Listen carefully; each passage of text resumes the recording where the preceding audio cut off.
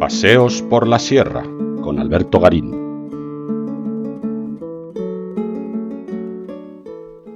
En la localidad abulense de Bonilla de la Sierra encontramos la Colegiata de San Martín, construida entre 1430 y los comienzos del siglo XVI.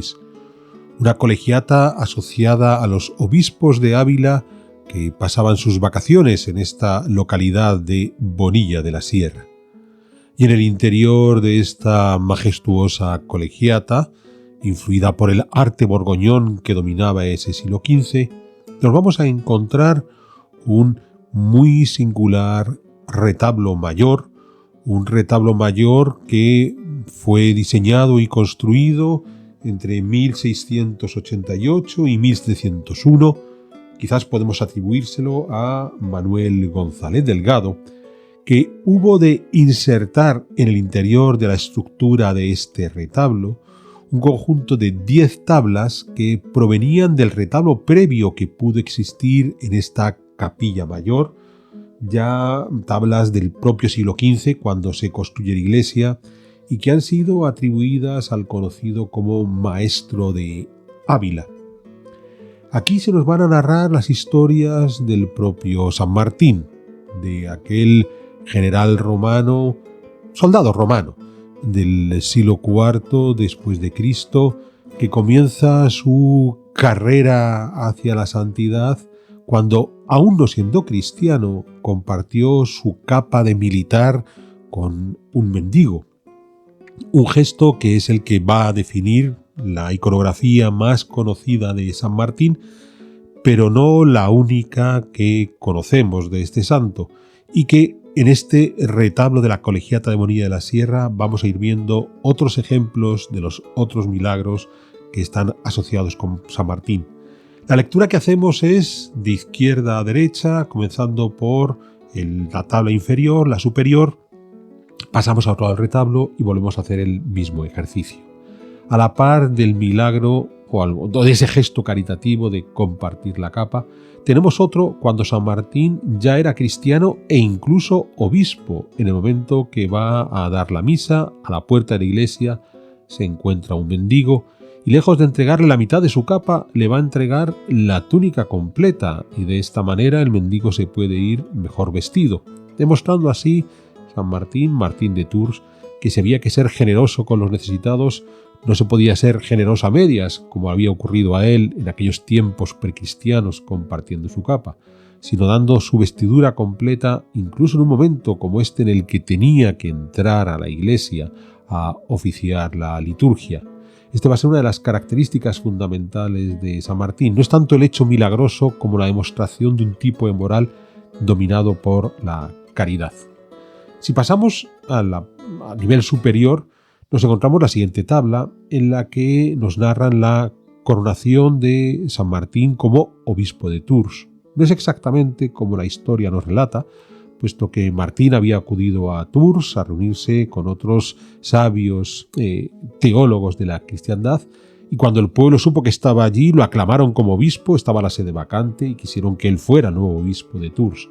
Aquí lo han hecho de una forma más elegante, son esos sabios a los que Martín había acudido a Tours para debatir con ellos sobre principios de teología cristiana, los que le están imponiendo la tiara episcopal. Y en realidad de esa manera se enaltece, no es el pueblo solamente, sino hasta los más ilustres eruditos de su tiempo querían que el mismísimo Martín, ese hombre humilde que venía del mundo pagano, que se había convertido, ahora se hiciera el obispo de Tours. Y a la par tenemos la etapa final en la vida de San Martín como ser humano y como obispo, que es cuando muere, y de nuevo cuando su féretro, él había muerto de una forma muy sobria, muy austera, sobre una cama de cenizas, incluso hay un último momento en que aparece el diablo y él le grita al diablo: aquí no tienes nada que llevarte, márchate, y por supuesto se fue, puesto que el alma de San Martín ascendió a los cielos. Pues bueno, cuando ya había muerto y su sepulcro, su ataúd, va a ser desplazado a la iglesia, los habitantes del lugar se concentran en torno a ese ataúd y ya empiezan ahí todo ese proceso de milagros. Ya no son gestos de generosidad por parte del obispo, sino ese pueblo que sale a pedirle a su obispo que se quede todavía al lado de ellos. Antes de morir dijo, si hace falta me quedo, pero si el Señor me pide que me vaya, yo me voy. Y entonces lo que vamos a encontrarnos ahí es ese momento en el que sí comienzan ese grupo de milagros. Esto nos lleva hacia el otro sector del retablo, donde luego hacemos la lectura de izquierda a derecha, de las tablas inferiores a las superiores, y aquí sí que vamos a encontrar auténticos milagros y ya no solamente gestos de generosidad.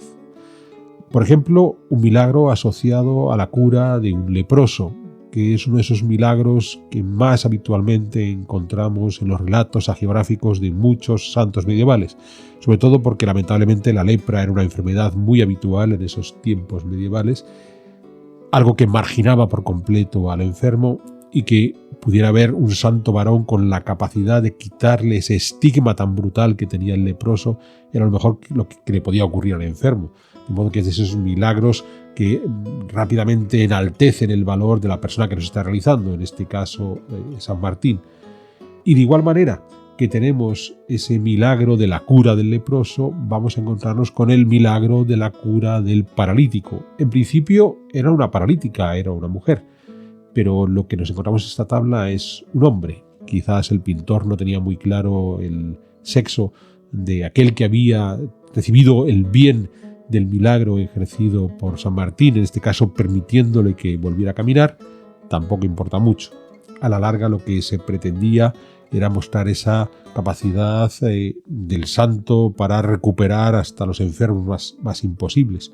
Y de la misma manera que el del leproso era muy habitual, el de los paralíticos también, sobre todo por esa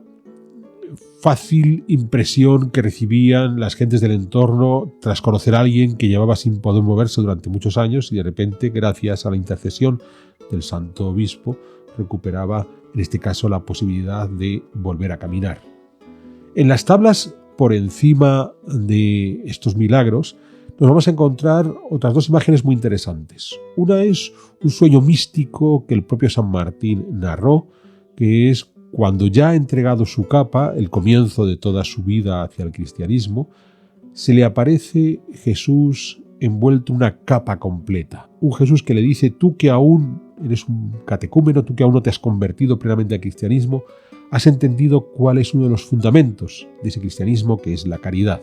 y has sido capaz de entregar una parte de tus vestiduras. Yo me cubro con la totalidad de tu capa, porque, le dice Jesús, porque a la larga, igual que me cubro con la totalidad de mi capa, quiero tenerte a ti como un cristiano plenamente convertido,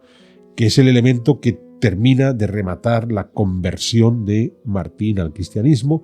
pese a la oposición, por ejemplo, de su padre. Él consiguió convertir a su madre, pero no consiguió convertir a su padre, que se mantuvo en el paganismo romano. Y al igual que tenemos esa imagen en la que Martín recibe la visita del mismísimo Jesucristo para convertirle definitivamente al cristianismo, a la par tenemos otro elemento muy interesante, que es cuando él, antes de esa conversión como soldado romano, acude junto a sus generales en el momento que hay que repartir el botín obtenido en la batalla, y Martín se niega a recibir parte de ese botín, porque considera que no es la recompensa que uno obtiene en el campo de batalla la que realmente merece tenerse en la vida, sino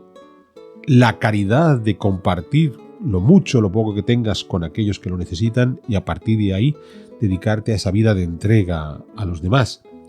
Cuando él rechaza el botín es cuando definitivamente anuncia a la sociedad: yo me he convertido a ese cristianismo. Hay dos tablas más en la parte superior del retablo, del retablo que vemos hoy de finales del 17, dos tablas más que vienen del retablo previo de finales del 15, a cada lado de la coronación del retablo. La tabla principal que tenemos en el centro sí que es de finales del 17, dedicada a Santa Teresa de Ávila, la santa por antonomasia de los abulenses. Pues bien, las otras dos tablas que están a izquierda y derecha de la Virgen, de Santa Teresa. A la izquierda tenemos la consagración de los sacerdotes, que es una de las actividades más habituales que tiene que llevar a cabo un obispo en su diócesis. Y a la derecha tenemos el encuentro de San Martín con el emperador, en este caso con Magno Máximo. Esto ocurre en un momento que se está debatiendo en contra de Prisciliano, este hereje. Estamos hablando de finales del siglo IV, que terminó por ser condenado. Martín no quería que se le quitara la vida a Prisciliano y sobre todo a los priscilianistas. Consideraba que era posible recuperarles de alguna manera para la verdadera fe, pero el emperador impuso su voluntad, ya digo, en contra de lo que opinaba San Martín. Entonces hay un debate muy interesante entre autoridad laica, autoridad eclesiástica, poder temporal, poder divino. Bien, llegados a este punto podemos preguntarnos, ¿qué es lo que estamos viendo? La primera idea es, no sé si realmente las tablas, cuando fueron recolocadas en este retablo de finales del 17, estaban ordenadas tal cual estuvieron en su retablo original. Quizás ha habido alguna alteración. Pudiera haber alguna lógica. En la parte inferior izquierda, actos de generosidad; en la parte inferior derecha, milagros, visiones místicas; en la parte superior, la propia actividad de Martín como obispo. Pero lo que es indudable es que todas estas tablas están enalteciendo esa labor ecuménica que desarrollaba, en este caso, un obispo como San Martín, que a la larga viene a ser una especie de alter ego de cada uno de los obispos de Ávila que, desde que encargaron el retablo original a finales del 15 hasta esta renovación de finales del 17 y, si queremos, hasta la actualidad, se vinculan con esa figura de San Martín, recordando cuáles son esas funciones que el obispo ha de desarrollar.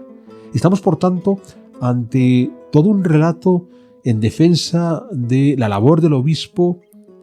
en tanto representante de Jesús en la tierra, ese Jesús que se le apareció a San Martín, y que con ese poder que Jesús les entrega va a poder llevar a cabo todo el resto de las actividades que hemos podido ver aquí. Puede enfrentarse a la autoridad temporal, la necesidad de consagrar sacerdotes para su diócesis, demostrar la caridad como uno de los elementos fundamentales del cristianismo. A partir de ahí nos damos cuenta que ya no estamos exclusivamente ante un retablo que nos cuenta una serie de historias bonitas para de esa manera entender el valor de creer en Jesús, sino ante toda una declaración que casi podíamos considerar de política. Nosotros, los obispos de Ávila, gracias a San Martín, uno de los obispos más ilustres de la antigüedad,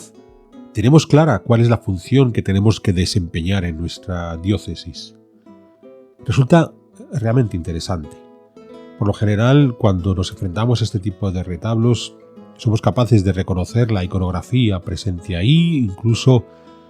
con una lectura más o menos superficial, distinguir alguno de los milagros. El de la capa es el más conocido, indudablemente. Recordemos que el término capilla deriva precisamente de ese acto de San Martín, el que haya entregado un pequeño pedazo de su capa, una capilla, el lugar en el que se rendía culto a San Martín, recordando aquel milagro del pedacito de capa de la capilla, es lo que va a dar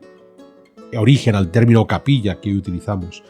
ya no solamente para el lugar de culto a San Martín, sino para cualquier otro espacio católico pequeño donde se rinde culto a algún santo o alguna virgen. Pues bien, como digo, lo interesante está en que, más allá de esa lectura superficial que solemos hacer de estos retablos, en el caso de Bonilla de la Sierra resulta indudablemente muy interesante poder entender todo ese mensaje, insisto, político que los obispos pusieron en marcha en el momento de establecer ese retablo, y que no suele ser habitual cuando nos enfrentamos frente a este tipo de retablos, pero que a la larga hace que, si ya per se Bonilla de la Sierra como localidad es muy atractiva, si su iglesia parroquial, la Colegiata de San Martín, es absolutamente excepcional, el retablo, que insisto, no es uno de los elementos en el que más tienden a detenerse los visitantes que acuden a este lugar, resulta todavía más interesante en el momento que somos capaces de comprender cuál era todo ese mensaje político-teológico que los obispos de Ávila querían defender. Con lo que, una vez más, si Bonilla de la Sierra resulta un lugar interesante, pudiendo hacer esta lectura, ese interés aumenta de forma claramente importante.